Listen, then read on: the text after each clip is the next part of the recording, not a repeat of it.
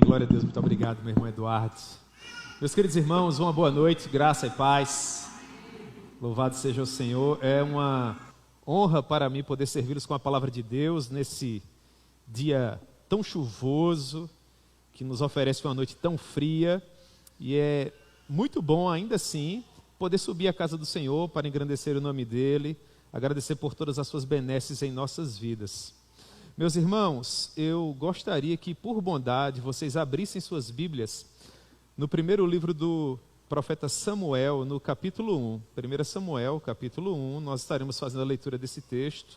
Vamos pensar um pouco a respeito de como eram os bastidores da família do profeta Samuel e de como foi a sua concepção, o seu nascimento e os anos iniciais da sua vida, com o objetivo de fazer algumas aplicações às nossas vidas, para que Deus tenha misericórdia de nós e fale ao nosso coração.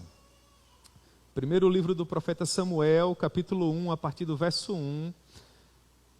Estamos no período histórico de transição entre a época dos juízes, que durou quase 4 séculos, e o período da monarquia em Israel. Samuel pode ser considerado o último juiz, por assim dizer, e ele também inaugura uma linhagem de grandes profetas que estiveram pregando a palavra de Deus ao longo de todo o período da monarquia, tanto no Reino do Norte, após a divisão das tribos, quanto no Reino do Sul. Grande homem de Deus. Pois bem, a palavra do Senhor nos diz assim, 1 Samuel capítulo 1, verso 1. Houve um homem de Ramataim Zofim, da região montanhosa de Efraim, cujo nome era Elcana, filho de Jeorão, filho de Eliú, filho de Tou, filho de Zuf, efraimita. Ele tinha 2 mulheres, uma se chamava Ana e a outra Penina. Penina tinha filhos, Ana, porém, não os tinha. Este homem subia da sua cidade de ano em ano a adorar e a sacrificar ao Senhor dos Exércitos em Siló. Estavam ali os 2 filhos de Eli, Hofni e Finéias, como sacerdotes do Senhor. No dia em que Elcana oferecia seu sacrifício, dava ele porções deste a Penina, sua mulher, e a todos os seus filhos e filhas. A Ana, porém, dava porção dupla, porque ele a amava, ainda mesmo que o Senhor a houvesse deixado estéril. A sua rival a provocava excessivamente para a irritar, porquanto o Senhor lhe havia cerrado a madre. E assim acontecia de ano em ano. Todas as vezes que Ana subia à casa do Senhor, a outra a irritava, pelo que Ana chorava e não queria comer. Então Elcana, seu marido, lhe dizia: Ana, por que você chora? E por que você não deseja comer? Por que o seu coração anda assim tão triste? Será que eu não sou para você melhor do que 10 filhos? Após terem comido e bebido em Siló, estando ali o sacerdote assentado numa cadeira, junto ao pilar do templo do Senhor, levantou-se Ana e, com amargura de alma, orou ao Senhor, e chorou abundantemente, e fez um voto dizendo: Senhor dos exércitos, se benignamente atentares para a aflição da tua serva, e de mim te lembrares, e da tua serva não te esqueceres, e lhe deres um filho varão, ao Senhor o darei por todos os dias da sua vida, e sobre a sua cabeça não passará navalha. Demorando-se ela no orar perante o Senhor, passou Eli a observar-lhe o movimento dos lábios, porquanto Ana falava apenas no coração, os seus lábios não se moviam. Não havia nenhuma voz pronunciada. Então Eli achou que ela se encontrava embriagada. Então ele lhe disse: Até quando estarás tu embriagada? Aparta-te desse vinho. Porém Ana respondeu: Não, meu senhor. Na verdade eu sou uma mulher atribulada de espírito. Eu não tomei vinho ou bebida forte. O que eu estou fazendo é derramar a minha alma perante o Senhor. Portanto, não me considere como uma filha de Belial, porque pelo excesso da minha ansiedade, da minha aflição, é que eu tenho me derramado até agora. Então lhe respondeu Eli: Vai-te em paz, e o Deus de Israel te conceda a petição que fizestes no teu coração. E disse ela: Ache a tua serva mercê diante de ti. Assim, a mulher se foi o seu caminho e comeu, e o seu semblante já não era triste. Levantaram-se de madrugada e adoraram perante o Senhor, e voltaram e chegaram à sua casa a Ramá. Eucana coabitou com Ana, sua mulher, E lembrou-se dela o Senhor. Ela concebeu e, passado o tempo, teve um filho, ao qual deu o nome de Samuel, pois dizia: do Senhor o pedi. Subiu Elcana, seu marido, com toda a sua casa, a oferecer ao Senhor o sacrifício anual e a cumprir o seu voto. Ana, porém, não subiu. Ela disse ao seu marido: quando o menino for desmamado, então eu o levarei e o apresentarei perante o Senhor, e na casa do Senhor ele ficará para sempre. Elcana respondeu: faça aquilo que melhor te parecer, fica até que o desmames, então somente confirme o Senhor a sua palavra. Assim ficou a mulher e criou o filho ao peito, até que o desmamou. Havendo desmamado, levou consigo com um novilho de 3 anos, um efa de farinha e um odre de vinho, e o apresentou à casa do Senhor, a Siló. Era o menino ainda muito criança. Imolaram o novilho e trouxeram o menino a Eli. E ela disse: ah, meu Senhor, tão certo como vives, eu sou aquela mulher que aqui esteve contigo, orando ao Senhor. Era por esse menino que eu orava, e o Senhor me atendeu à petição, pelo que agora eu trago para devolvê-lo ao Senhor, enquanto ele viver, porque eu o pedi ao Senhor, e o Senhor me deu. Então eles ali adoraram ao Senhor. Que o bom Deus propõe a sua preciosa palavra ao nosso coração. Nós já recebemos uma palavra de oração do nosso querido irmão Eduardo, mas eu gostaria de orar um pouco mais com vocês, de modo que nessa oração nós vamos incluir algumas pessoas que carecem da nossa intercessão. Nós vamos orar por Antônia, que é irmã do nosso irmão Geraldo. Vamos continuar orando por nossa amada irmã Solange. Vamos orar pelo pai do pastor Euder, pela completa recuperação de Angélica, pela vida do pastor Jorge. São pessoas preciosas ao nosso coração e que carecem das orações dos santos, assim como todos nós, irmãos. Todos nós carecemos de oração para continuar. Amém? Vamos orar em nome de Jesus. Meu Deus, nós amamos o Senhor com toda a força do nosso coração e é com muita alegria que nós subimos até esse local para te adorarmos. Tivemos um dia chuvoso, agora nós atravessamos uma noite fria, mas ainda assim a tua graça se faz presente conosco. Nós percebemos a tua presença nesse lugar, Senhor, e nós bendizemos ao Senhor por isso. Que o teu nome seja glorificado, ó Deus, em nome de Jesus. Ao tempo em que nós te glorificamos e tributamos todo o louvor a ti, ó Pai, nós intercedemos em favor da vida de Antônia, que foi diagnosticada recentemente, ó Deus, e que aparentemente precisará submeter a um processo cirúrgico. Talvez isso não aconteça, porque tu tens poder para curá-la agora, caso assim o Senhor deseje. Mas se a tua vontade for que a tua filha submeta aqueles exames e a um processo cirúrgico, nós também cremos que tu podes se utilizar de toda a sabedoria médica para restaurar a saúde da tua filha. E muito em breve, ó Deus, permitindo o Senhor, ela pode estar conosco aqui para compartilhar o testemunho da sua cura. Assim como nós cremos que muito em breve, permitindo o Senhor, a nossa amada irmã Solange também estará compartilhando o testemunho da cura. Ó Deus, cura a tua serva, Senhor. Meu Deus, se utiliza desses médicos que têm implementado esse tratamento, continua concedendo graça à irmã Solange, para que ela atravesse esse período, ó Pai, assim como ela tem atravessado, de cabeça erguida, com o coração alegre, com as mãos firmes e confiantes, sabendo que maior é o Senhor, fiel é o Senhor. Ó Deus, continua manifestando a tua fidelidade na vida do pai da nossa irmã Aline, nessa recidiva, ó Deus. Senhor, tu sabes, ó Pai, o que efetivamente contém o pulmão do teu filho. Visita-o nesse momento, ó Deus, lá no Alto Sertão, e que ele possa, por meio da tua muita misericórdia, se sentir amparado, amado, acolhido por ti, ó Deus. Continua nessa jornada com o teu filho, tu já o curastes uma vez, o Senhor pode curá-lo novamente, tu és todo poderoso, Senhor. Meu Deus, eu também te agradeço pela vida de Angélica, a esposa do pastor Jorge Alberto. Essa família tem sido uma bênção em nossas vidas. Pastor Jorge tem sido um fiel pregador da tua palavra, tem nos catequizado nas Sagradas Escrituras. Angélica tem sido uma auxiliadora idônea. E nós louvamos a ti por este casal precioso que o Senhor colocou em nossas vidas. Muito obrigado, ó Deus. Obrigado porque o Senhor tem abençoado a Angélica e obrigado porque o Senhor tem mantido o pastor Jorge de pé. É a tua graça e a tua fidelidade, Deus.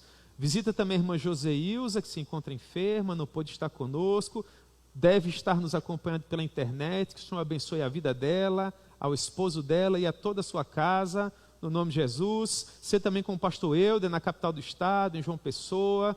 Teu filho se encontra convalescendo numa cama há bastante tempo, Senhor. Meu Deus, que durante esse processo, ó Pai, ele possa ouvir a Tua palavra, como já tem ouvido, e entregar o coração a Ti, assim como talvez ele já tenha feito, ó Pai, em um momento de lucidez. Nós cremos nisso, Tu tens poder para isso, mas continua fortalecendo as mãos daquele homem. Deixa que a sua mente permaneça lúcida, que ele dê provas, ó Pai, que foi alcançado pela graça, para que dessa forma nós possamos nos alegrar em mais um servo precioso que foi comprado pelo Teu sangue, estará contigo por toda a eternidade nas bodas do Cordeiro. Por fim, meu Deus, abençoa-nos por ocasião desse culto, desse momento de adoração.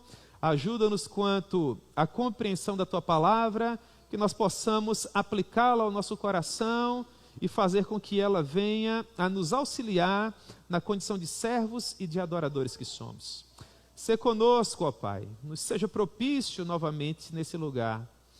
É em nome do Teu Filho amado Jesus Cristo que nós oramos a Ti e Te agradecemos, porque sabemos que em razão daquilo que o Teu Filho conquistou no Calvário, sempre que nós oramos, o Senhor nos ouve. E nós agradecemos por isso, em nome de Jesus. Amém. Pois bem, meus irmãos, há várias terças-feiras, sempre que eu tenho uma oportunidade, e talvez até em alguns dos nossos domingos, quando eu estou falando sobre família. Esse é um tema muito importante, eu gostaria de novamente falar sobre família, só que eu gostaria de tratar uma perspectiva mais próxima da nossa realidade, dos problemas que nos acometem e como a graça de Deus pode nos ajudar a resolver esses problemas.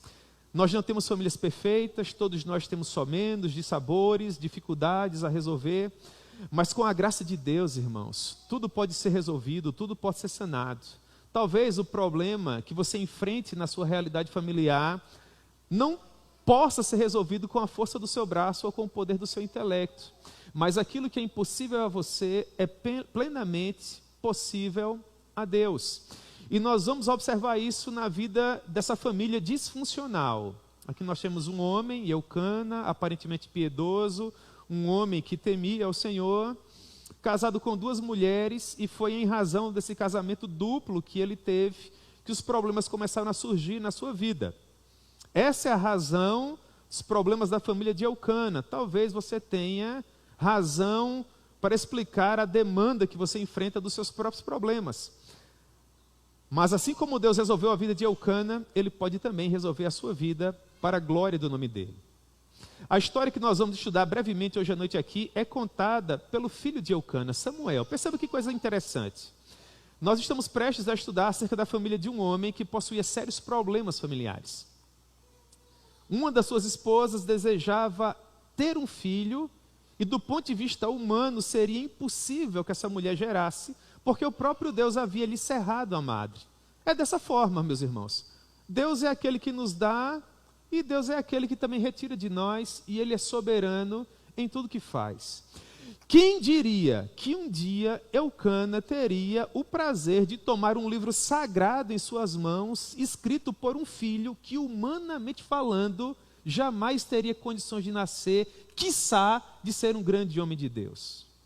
Talvez, a semelhança de Eucana, você possa viver essa experiência um dia, de olhar para algo que na sua maneira de ver, humanamente falando, seria impossível de ser vivido. E agora você contempla essa grande bênção que Deus te oferece, e quem sabe diga: meu Deus, só mesmo o Senhor para fazer algo tão extraordinário na minha vida. Fiel é o Senhor. Meus irmãos, fiel é o Senhor, nosso Deus. Aquilo que nós não podemos fazer por nós mesmos, Deus faz. No final do 11º século antes de Cristo, em algum momento por volta do ano 1050, Samuel nascia. E a história dele é a seguinte: houve um homem de Ramataizofim, da região montanhosa de Efraim, cujo nome era Eucana. filho de Jorão, de Eliú, de Tou, filho de Zufi. Ele era da tribo de Efraim. Ele possuía 2 mulheres, uma se chamava Ana e a outra Penina. Penina tinha filhos, Ana, porém, não os tinha. Ramataim Zofim era uma pequena vila que ficava bem no centro de Israel, dentro do território de Efraim. Portanto, nós estamos estudando uma família de efraimitas. Eles eram descendentes da tribo de José. Eucana, aparentemente, era um homem de linhagem nobre, porque ele é mencionado até a 4ª geração. Samuel, ele teve o cuidado de deixar claro qual era a sua linhagem, qual era a sua origem. Nós sabemos, portanto, que o pai de Samuel era um homem bem nascido, um homem rico, festejado entre os seus pares, entre os seus. Contudo, o que nos chama a atenção é a próxima informação. Samuel diz que em algum momento o pai dele contraiu um segundo casamento, portanto ele tinha 2 mulheres. Uma dessas mulheres se chamava Ana, aparentemente esse foi o primeiro casamento de Eucana. Há alguns doutrinadores que entendem que é possível que, mesmo em uma época de casamentos arranjados, Eucana tenha casado por amor. Ana dá provas que também amava o seu marido, então nós temos aqui aquilo que poderia ser idealizado como uma espécie de romance perfeito. Um casal que se amava, finalmente se casou, louvado seja o nome do Senhor. Contudo, Samuel compartilha informação que nos faz pôr as barbas de molho. Ele diz: Penina tinha filhos, Ana, porém, não os tinha. Por que é que isso é importante?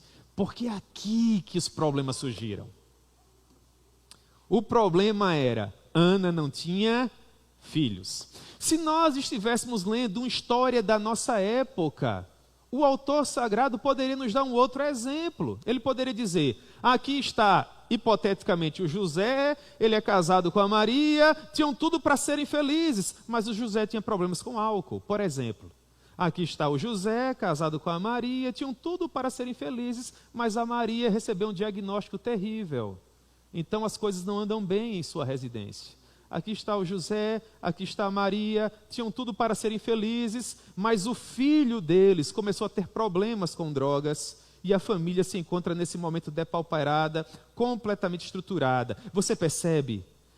O autor sagrado, aquele que é tido como o último dos grandes juízes de Israel, aquele que é considerado um dos grandes profetas de linhagem, grande homem de Deus, Samuel, que foi fiel a Deus do princípio até o fim da sua vida, está dizendo, eu saí de um lar disfuncional, a minha família era problemática, o meu pai era casado com 2 mulheres, eu tinha uma madrasta, e a minha mãe não se entendia com ela, a minha infância foi turbulenta, eu não tive o prazer de ser criado pelo papai e pela mamãe, eu fui doado, eu fui adotado por uma família de sacerdotes corruptos, levianos, que se deixavam subornar. Os primeiros anos da minha vida foram dificílimos.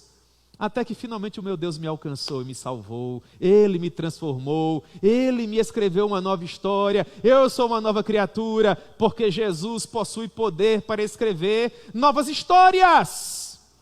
Talvez você tenha vindo até esse lugar, nessa noite fria, chuvosa, com um problema difícil de resolver nas mãos, talvez a sua família seja disfuncional, como a de Samuel. Até porque, irmãos, mesmo famílias piedosas não estão imunes a percalços, a problemas. Coisas ruins, infelizmente, também acontecem a pessoas boas. Mas a vida de Samuel é uma prova de que não há nada que comece torto, que não possa ser consertado pelo Senhor. O nosso Deus possui pleno poder de escrever novas histórias, novas histórias. A esterilidade da família de Samuel, em muito, apontava para a esterilidade do próprio povo. Nós estávamos saindo do período dos juízes. As pessoas haviam perdido o temor do Senhor. A porção final do texto diz que cada um fazia aquilo que achava mais justo. Significa dizer que cada um fazia aquilo que queria. A piedade havia desaparecido. As pessoas não subiam mais à casa do Senhor para adorá-lo. A nação se encontrava em um verdadeiro caos, havia uma confusão espiritual generalizada. Há muitos anos aquela nação não gerava espiritualmente para Deus.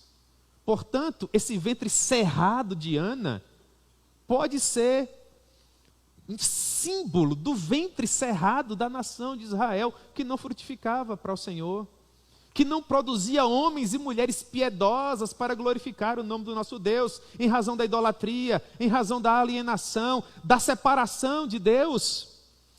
Nós podemos, inclusive, fazer uma aplicação para a nossa realidade atual, irmãos. Eu ando preocupado com isso, eu tenho orado por nossa amada igreja brasileira, porque nós temos encontrado muita dificuldade, eu falo da minha percepção, da minha realidade, do meu ponto de vista, para encontrarmos jovens piedosos, moças e rapazes que nós possamos olhar para eles e neles ver a graça de Deus atuando poderosamente. Nós temos jovens cristãos, evangélicos, que são tementes a Deus, mas eu me refiro àquele ponto fora da curva. Eu me refiro àquele garoto que você olha para ele e diz, esse menino vai crescer e vai se tornar um grande homem de Deus, vai ser um pregador das insondáveis riquezas de Cristo. Eu olho para ele e eu vejo tudo que um pregador tem. Olha para essa moça ela vai salvar etnias inteiras para a glória de Deus. Você olha para ela exala paixão por Cristo. Como é preciosa aos olhos do Senhor. Eu sinto falta disso, irmãos. Eu oro por isso. Eu oro para que Deus nos permita uma safra de seminaristas aqui no Médici, que deixam o pastor Rony, o pastor Eudo, o pastor Jorge no chinelo. Nós temos alguns homens e mulheres de Deus que pregam a palavra de Deus muito bem aqui no Médici. Nós somos bem servidos, louvado seja o nome do Senhor. Se bem que esse povo precisa melhorar e estudar e se quebrar cada vez mais na presença do Senhor, para que Deus abençoe. Mas como seria bom, irmão, se de repente o pastor Rony concedesse uma oportunidade a um garoto, 16, 17, 20, 22 anos, e ele subisse aqui, e como igreja, para a glória de Deus, nós disséssemos no coração, mas que coisa maravilhosa, mas prega muito mais que o pastor Jamerson. Eu não estou falando de performance, irmãos, eu não falo de vocabulário, da quantidade de livros que lê, eu falo de você olhar para alguém e dizer assim no seu coração, nasceu para isso. Ele está no lugar em que deve estar. Eu sinto essa necessidade. O povo de Israel sentia essa necessidade. E por que Deus não dava? Porque não havia uma verdadeira espiritualidade. O povo era estéril, espiritualmente falando. Cada um fazia o que queria e poucos se importavam com a glória de Deus. E aqui surge a história de Samuel. Samuel é Deus nos dizendo, para vocês é impossível porque vocês são mundanos. Mas eu sou misericordioso. Para vocês é impossível porque vocês não me amam. Mas apesar da infidelidade, eu amo vocês. Eu amo vocês com amor eterno. O nosso irmão Eduardo já orava aqui. Eu amo vocês desde antes da fundação do mundo.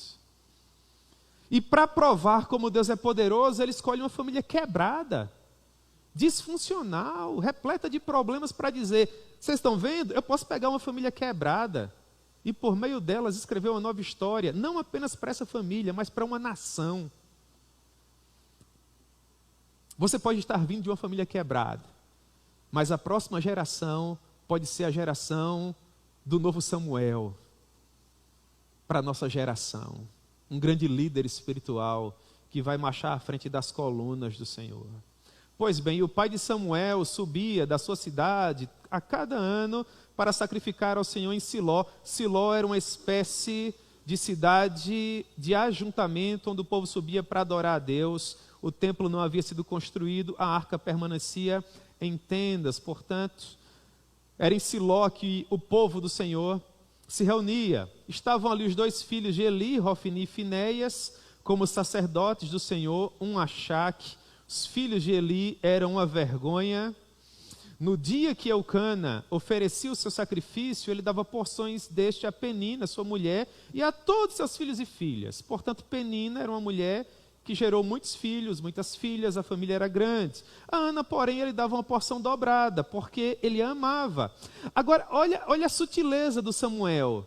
Ele poderia parar aqui, ele dava porção dobrada a Ana, porque ele muito a amava, ponto, a história seguia. Mas Samuel, ele faz questão de reiterar. É como se isso fosse uma pecha social. Era uma espécie de sobrenome de Ana. É a Ana que não tem filho. É o Zé Ninguém. Você já foi chamado de Zé Ninguém? Eu já fui chamado de Zé Ninguém. Houve uma época da minha vida que as pessoas já achavam que eu não serviria para nada. Você já olhou para um garoto e já disse assim no seu coração, ainda que com o coração dolorido, esse aí não vai dar para nada, eu estou prestes a desistir, que menino para dar trabalho. Você olha para aquela moça e fala assim, meu Deus, eu estou com o coração dolorido, mas eu tenho que dizer, eu acho que não vai dar para nada, eu já fiz tudo que eu podia. Deus tem poder para fazer coisas grandiosas, irmãos. Deus tem poder para fazer o extraordinário. A Ana, ele dava porção dobrada de tanto que amava, ainda que Ana fosse estéril, o Senhor a havia tornado assim. E para completar, a sua rival a provocava excessivamente, para irritar. Você não tem filho, né? Nós não temos às vezes aquele problema que as pessoas fazem questão de nos lembrar? É por isso, irmãos, que nós precisamos ter muito cuidado e guardar o nosso coração, porque Deus tem misericórdia. O homem não tem. O homem não tem. Porque tantas pessoas preciosas sofrem tamanha amargura em razão de algum percalço, de algum deslize, de alguma mancha no currículo. Porque os anos se passam e sempre que o nome é mencionado, alguém faz questão de dizer, é aquele? As pessoas dificilmente se lembram de nós em razão de algo bom, mas caso, infelizmente, você venha cometer alguma coisa que te caracterize, algum erro, as pessoas vão ter muito cuidado de lembrar disso. E como isso afeta o nosso coração? Mas talvez esse problema, de alguma forma, tenha sido causado pelo próprio Eucana. Talvez preocupado pelo fato de não deixar linhagem, de não ter herdeiros, ele tenha escolhido uma outra mulher, escolheu Penina. Dessa vez, entre aspas, as coisas aparentemente funcionaram, porque Penina conseguiu gerar, mas aqui agora nós temos um problema, duas mulheres vivendo no mesmo ambiente, e as duas eram inimigas, elas não conviviam, elas não se compreendiam. Era o problema que essa família tinha para gerir. Se alimentar por ocasião do sacrifício tornava a família digna. Diz que Eucana tinha condições financeiras suficientes para oferecer o sacrifício e ainda comprar um pouco mais para fazer uma espécie de banquete para toda a família. E todo mundo se regalava e agradecia a Deus pelo pecado que estava sendo perdoado, uma vez que eles estavam subindo até Siló para sacrificar a Deus. Ana permanecia amargurada. O que Eucana fazia? Ele pegava uma porção dobrada de todo aquele banquete e dizia, olha Ana, isso é para provar que eu te amo. Independente de você não ter filhos, eu amo você. E esse é o ponto que me chama a atenção, irmãos. E talvez tenha sido por isso que eu me propus a trazer esse texto para a nossa reflexão hoje à noite. Porque Ana podia se consolar com a riqueza dela. Ana podia olhar para a abundância dos bens que ela possuía e dizer, eu tenho um problema a ser resolvido na minha família, mas eu tenho muito dinheiro, então eu vou me confortar com o dinheiro. Ela podia dizer, eu tenho um problema para ser resolvido na minha família, mas o meu marido tem muitas propriedades, então eu vou substituir essa demanda, eu vou abrir mão de ter uma família feliz e eu vou procurar encontrar felicidade nos meus bens. Ana poderia ter encontrado uma espécie de desculpa humana para pegar aquele problema familiar e varrer para baixo do tapete, sabe? Como muita gente faz nos dias atuais. Nós estamos aqui numa época de férias, digamos assim. Era uma das 3 festas solenes, ou Páscoa, ou Pentecostes, ou Tabernáculos, nós não sabemos, em que todo o povo precisava ir à presença do Senhor. Se fosse a época das redes sociais, né? Ana poderia pegar o telefone dela, fazer uma selfie e colocar na legenda, felizes, em viagem, partiu, tabernáculos, algo dessa natureza. E você olharia para aquela fotografia e diria, olha que família feliz, não é? Está ali a Ana, a Penina, olha a criançada toda ali, o Eucana com o terno dele, bonito, Só que não, irmãos. Ana não queria uma vida de aparências. Ana não queria parecer feliz. Ana queria ser feliz. E por isso ela buscou o Senhor. Senhor, eu sou grata pelos bens que tenho. Senhor, eu sou grata pela fortuna do meu marido, pela linhagem dele. Do ponto de vista humano, Senhor, eu não sinto falta de nada. Eu não quero parecer ingrata. Mas, Senhor, a minha família possui um problema e eu quero apresentar esse problema a Ti. E só o Senhor pode resolvê-lo. O que Ana está nos ensinando? Que nós precisamos lutar pela nossa família. Que não há sucesso no mundo que substitua um terrível fracasso no lar.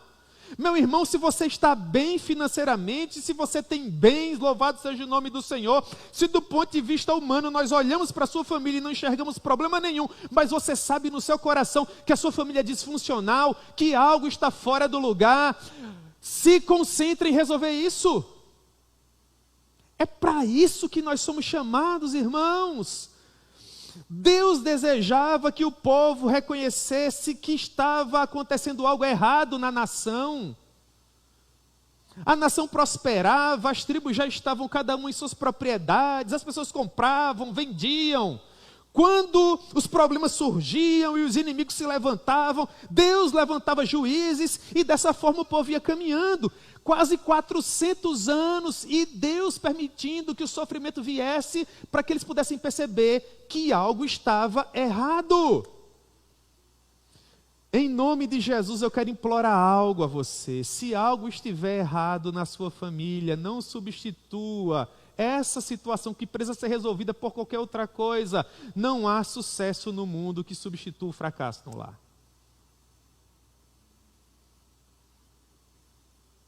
Vá resolver a sua vida com seu cônjuge em nome de Jesus. Há alguma situação a ser resolvida com seus filhos? Vá resolver com seus filhos. Se dedique à sua família. Qual era a prioridade de Ana? Era a família dela.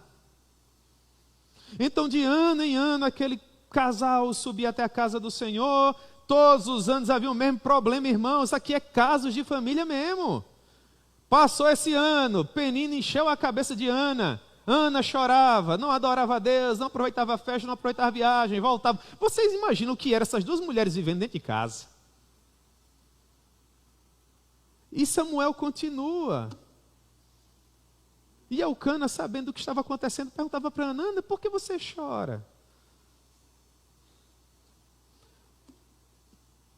Ana talvez em algum momento pode ter dito assim: porque a gente não deu ouvidos à voz de Deus, meu filho. E você contraiu mais um casamento. Nós poderíamos ter buscado a Deus antes de você ter tomado essa decisão. E muitos dos nossos problemas agora não estariam acontecendo. Esse é o problema de casais que tomam decisões sem consultar a Deus. Sempre pergunte a Deus qual é o próximo passo. Pode ser o passo mais óbvio.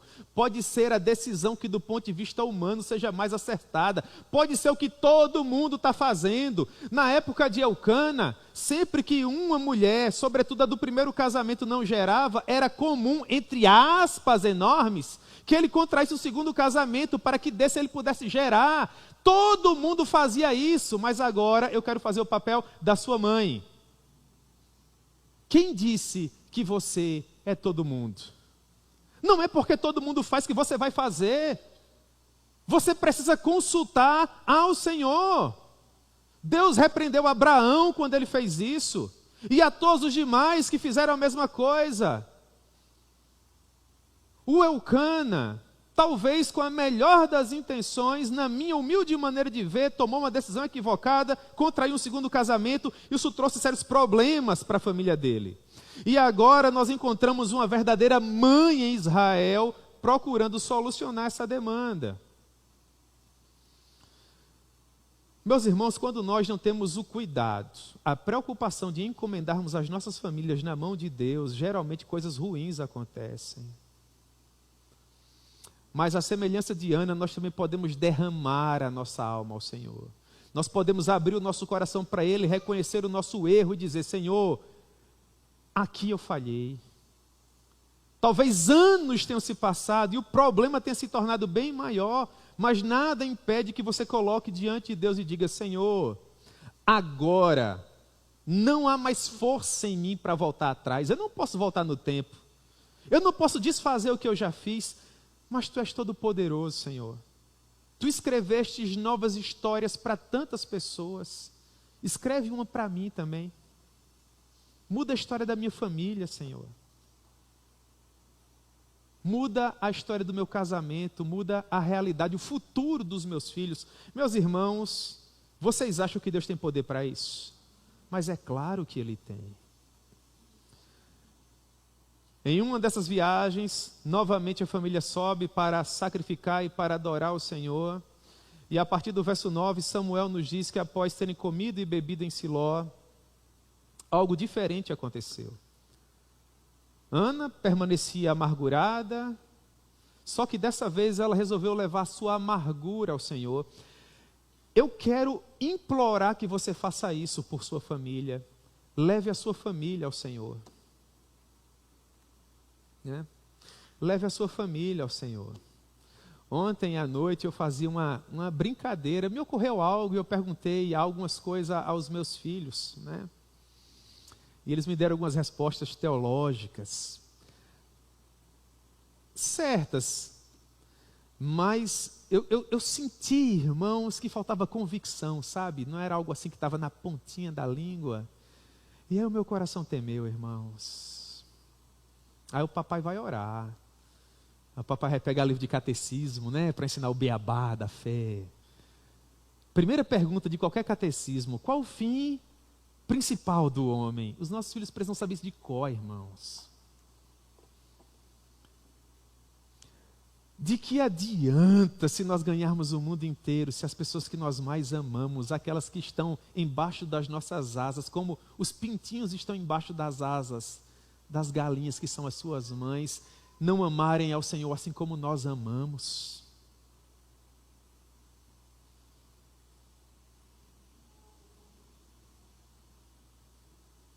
Ana foi lutar pela família dela. Ana foi implorar para que Deus organizasse o que estava fora do lugar. E ela chorou, irmãos. Ana não era uma boa teóloga, não haviam seminários ainda. Ana não sabia quem era Berkoff, Ana não sabia quem era Bavinck, Ana não sabia quem era Turretini.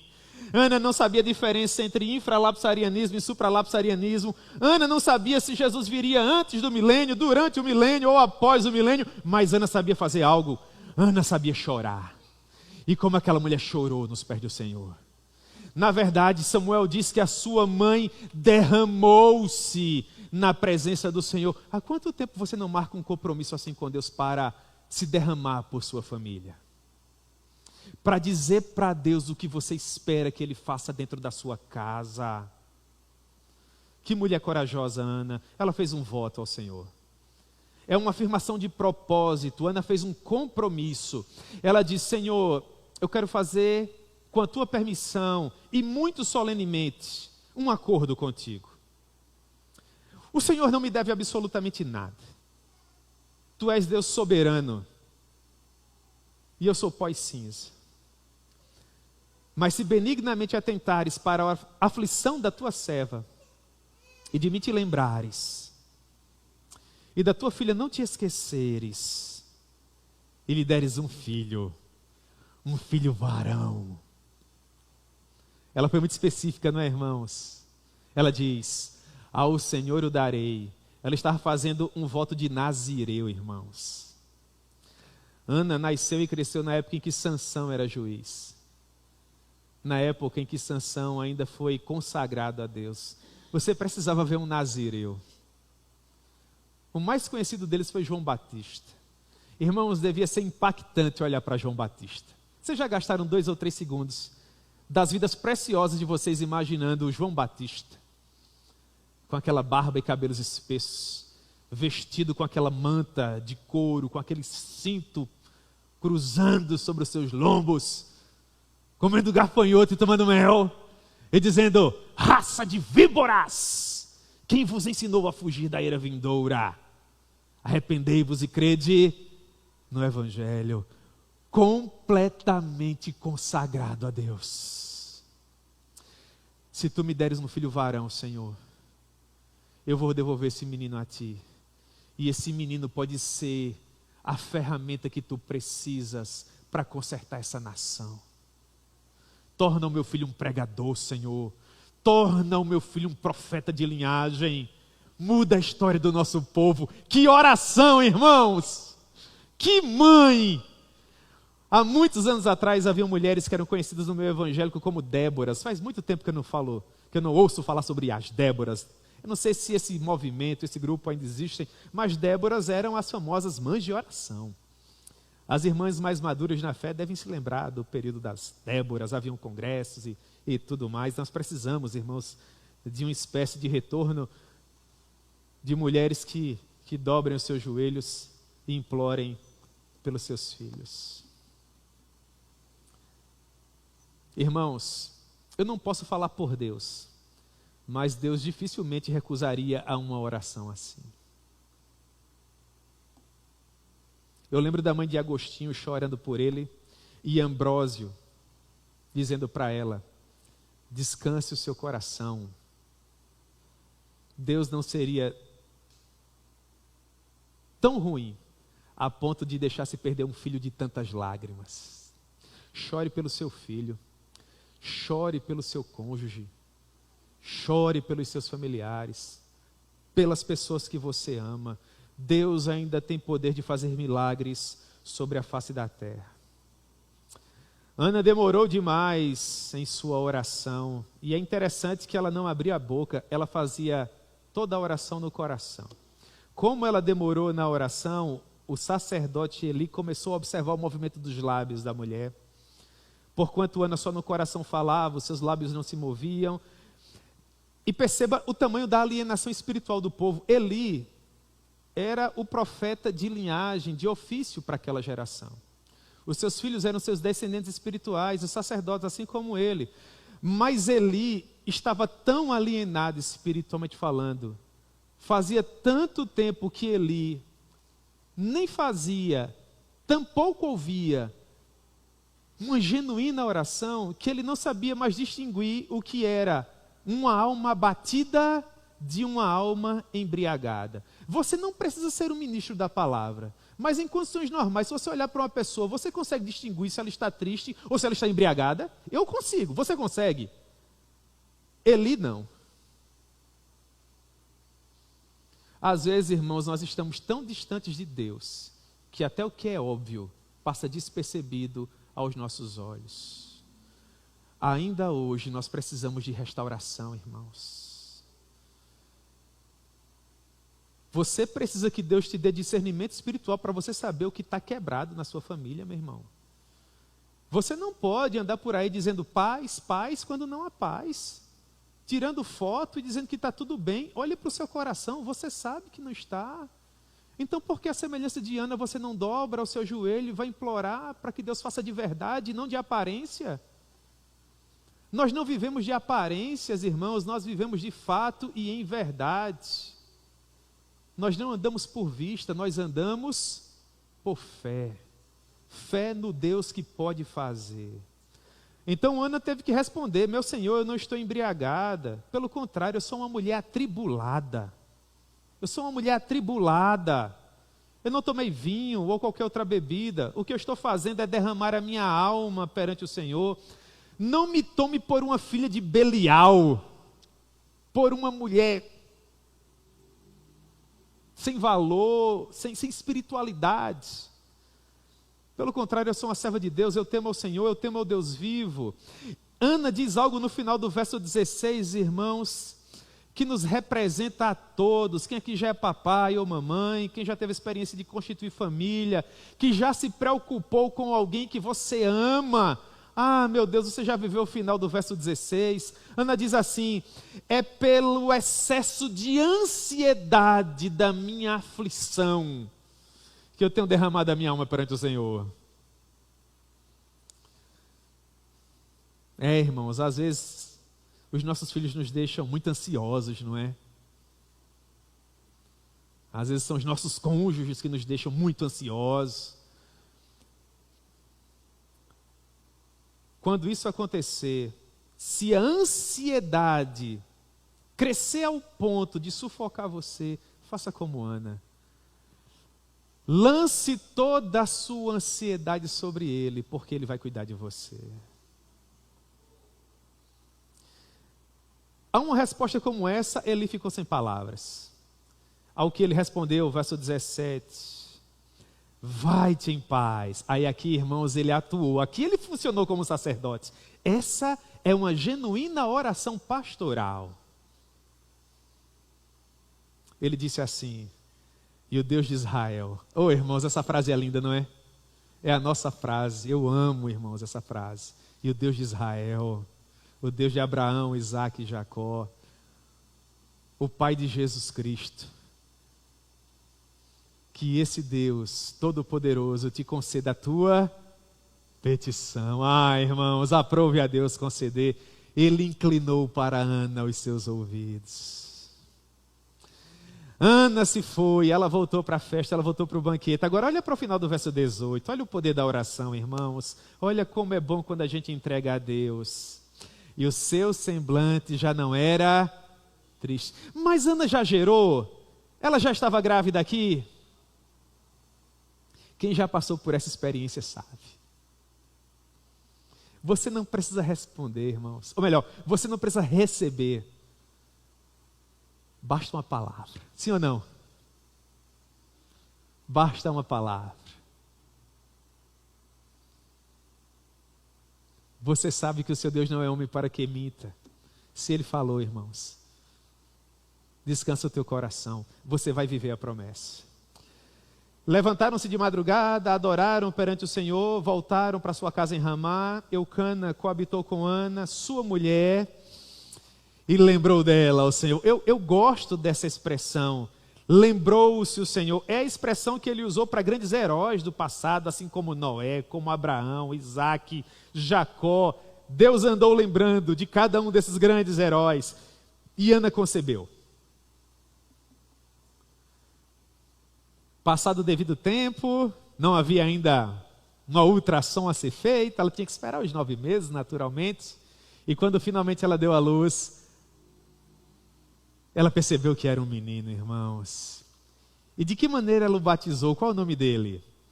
O nome dele será Samuel, porque eu o pedi e o Senhor me deu. O verso 21 diz que Eucana, seu marido, subiu novamente para sacrificar ao Senhor. E Ana não subiu, porque o menino ainda era muito pequeno, bebezinho, estava mamando ainda. Então Ana diz algo no final do verso 22 que parte o meu coração. Se você é papai ou mamãe, deve partir o seu coração também. Ana pegou um menininho, irmãos, que ainda mamava, um bebezinho, olhou para o marido e falou assim, olha, eu não vou viajar agora, porque o bebê não suporta a viagem. Mas no ano que vem, quando ele suportar, eu viajarei. E eu vou entregar esse meu filho ao Senhor. Para que ele fique lá para sempre. Não é forte uma mãe dizer isso? Sabe o que é que mais fala o meu coração aqui? É que há um texto em Números capítulo 30, que diz o seguinte, se uma moça solteira fizer um voto e o pai não souber, caso o pai tome conhecimento, ele pode anular o voto e ela vai estar desobrigada.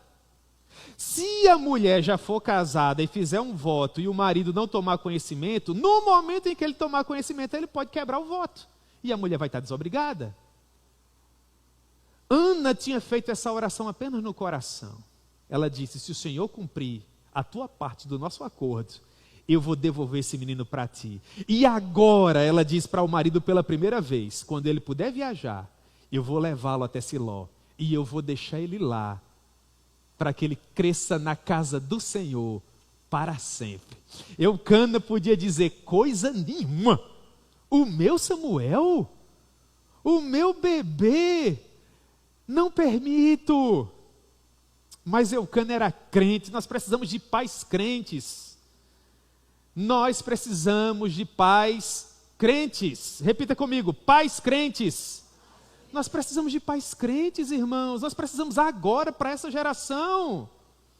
Olha a resposta do Eucana no verso 23. Faz o que melhor te agrade. Fica até que o desmames. Aí o que ele diz depois, irmãos? Só um homem de Deus, né? Tão somente confirme o Senhor a sua palavra. Nas entrelinhas é como se Eucana estivesse dizendo: eu espero que você saiba o que está fazendo. Eu espero que Deus esteja nesse negócio, porque o que nós estamos tratando, lidando aqui, é muito especial, é muito importante. Olhe para mim nesse momento, você que é pai e que é mãe. Educar uma criança, encaminhar um filho, ainda que ele já seja adulto, é a missão da sua vida. Se você é pai ou mãe, é para isso, meu irmão, que você existe. Foi por isso que Deus te deu essa benesse. Se você é papai ou mamãe, espiritualmente falando, da mesma forma, eduque bem esses seus filhos espirituais. Não ande por aí dando desculpas para você que a ausência da sua presença em casa pode ser substituída com presentes, porque presente não substitui presença. Bens não substituem educação. Uma conta recheada não compra entrada no céu, irmãos.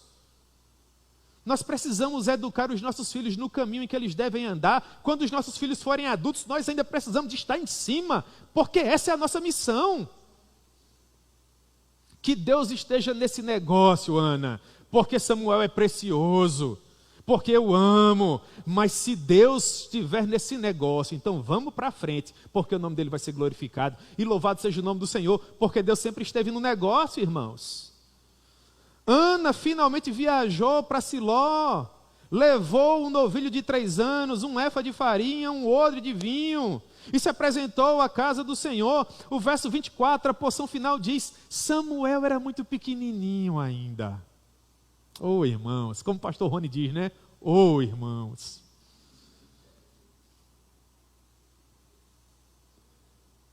Imolaram o novilho e trouxeram o menino. E Ana disse: meu Senhor, tão certo como vives, eu sou aquela mulher atribulada de espírito. Eu creio que ela pegou assim Samuel no colo, irmãos, e falou com todo orgulho que só uma mãe tem. Era por esse menino que eu orava. E o Senhor me concedeu o meu milagre, está aqui. Pelo que também agora eu trago como devolvido ao Senhor. Irmãos, está aqui Eli, para Eli. Sabe quantas vezes eu entregava o filho meu a Eli?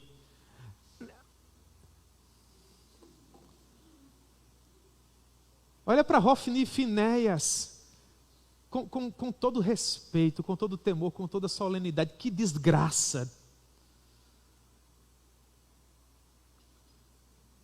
Uma vergonha para nós, sacerdotes do Senhor, irmãos. Ter aqueles 2 miseráveis no nosso legado, na nossa linhagem sagrada de homens de Deus.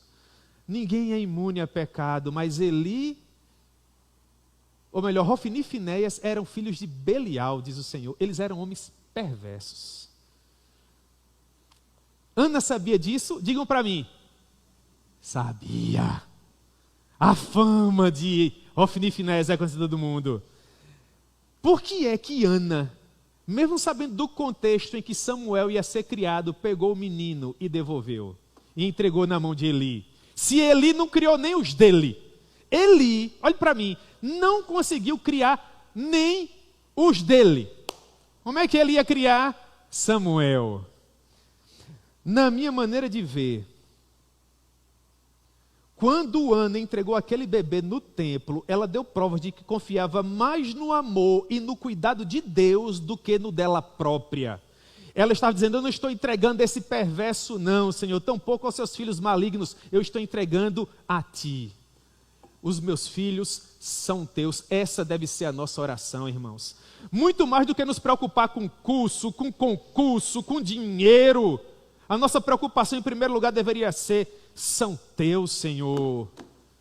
Toma esses meninos em Tuas mãos, Deus, proteja esses meninos. Esses meninos estão crescendo aí no meio de Eli, de Hofni, de Finéias. Esse mundo jaz no maligno, há tanta maldade, há tanta perversidade, há tanta crueldade, há tanta alienação espiritual no meio desse caos, Senhor. Preserva essas crianças na tua presença. Às vezes eu escuto mamães dizendo assim: eu não queria que o meu filho fosse missionário, vai que Deus manda ele para um país difícil. Você devia pedir para Deus fazer isso mesmo. Difícil é aqui.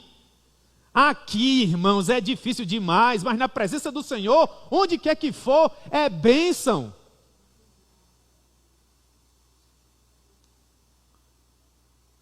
Houve uma época que o William Carey, missionário na Índia, recebeu uma carta do filho dele, Félix poliglota, bem educado, apaixonado por Jesus. O país de origem colocou os olhos no garoto e já convidou para ser embaixador.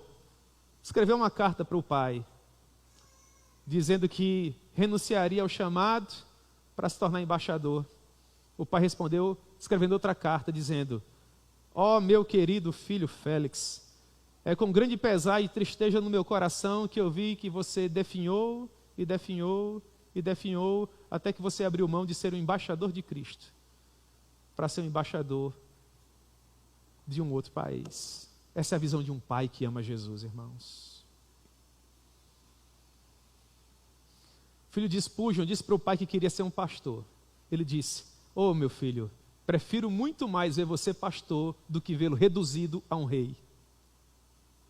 Prefiro muito mais vê-lo um pastor do que vê-lo reduzido a um rei.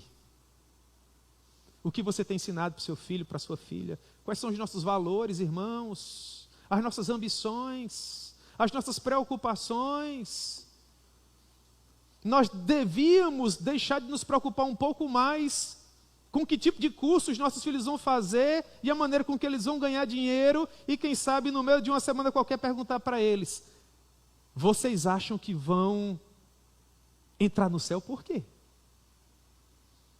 E de onde vem essa confiança?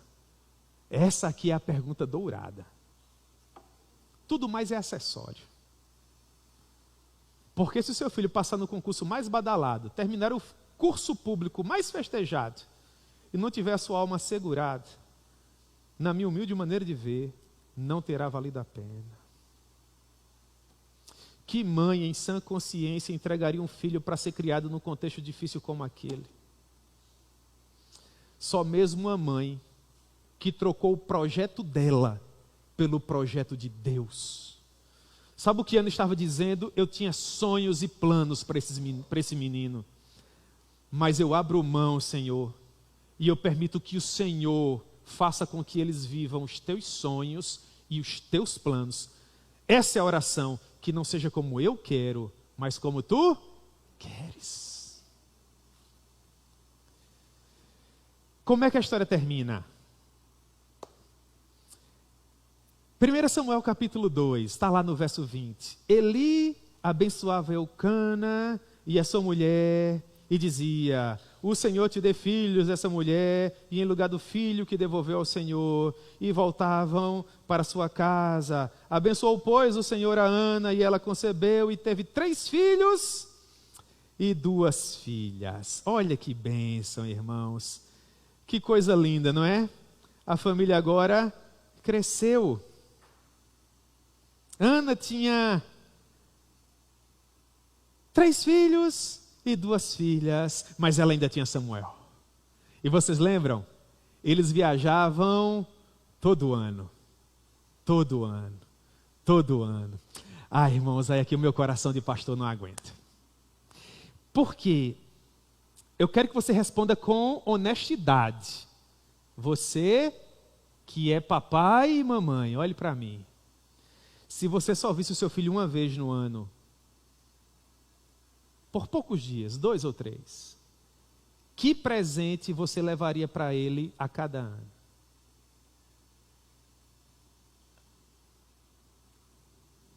Segunda Samuel capítulo 2, verso 18. Samuel ministrava perante o Senhor, sendo ainda menino. Oh, irmãos, que coisa extraordinária. vestido de uma estola sacerdotal de linho. Era um mini sacerdotinho, irmãos. Mas devia ser uma coisa muito linda. Agora olhe para o verso 19. O verso 19 devia ser escrito com letras douradas. Ele diz assim: e sua mãe todos os anos, de ano em ano, levava um videogame para ele. Levava uma bola de futebol para ele. Levava um brinquedo eletrônico para ele, um controle remoto para ele. Irmãos, eu não quero desmerecer esse tipo de coisa. Eu estou falando aqui de projeto de vida. Eu estou aqui me referindo a vocês e eu estou exemplificando uma mulher que só tinha contato com o filho poucas horas ao longo de um ano inteiro. Que tinha muita coisa para dizer em pouquíssimo tempo e que queria deixar uma lembrança para ele se lembrar dela, de quais eram os seus valores, de quais eram os seus princípios, de onde estava o coração da sua mãe. Sua mãe lhe fazia uma pequena túnica e de ano em ano lhe trazia, quando seu marido subia a oferecer o sacrifício anual. Naturalmente, como uma criança saudável, todo ano Samuel crescia um pouquinho. O que era que Ana fazia? Atualizava. O que era que Ana estava nos ensinando com isso, irmãos? Que ela estava criando o seu filho aonde? Nos caminhos do Senhor. Será que ela conseguiu? A parte final do verso 21 diz que o jovem Samuel crescia diante do Senhor. Na minha humilde opinião, irmão, Samuel se tornou não apenas o maior juiz, mas um dos maiores profetas em Israel. O final da vida de Samuel é de encher o coração de qualquer mãe de alegria. Ele reúne todas as tribos antes de levantar o rei. E ele pergunta: a quem foi que eu defraudei? A quem foi que eu subornei? De quem foi que eu tomei alguma coisa para mudar o meu parecer? E todo o povo do Senhor teve que responder: a ninguém. Tu és um homem íntegro, tu és um homem fiel, para a glória de Deus. Deus pode fazer com que de uma família quebrada, disfuncional, surja um grande homem de Deus, uma grande mulher de Deus, que lidere o seu povo por toda uma geração. Deus fez isso na família de Eucana. Deus pode fazer na sua família também. Você crê? Muito bem.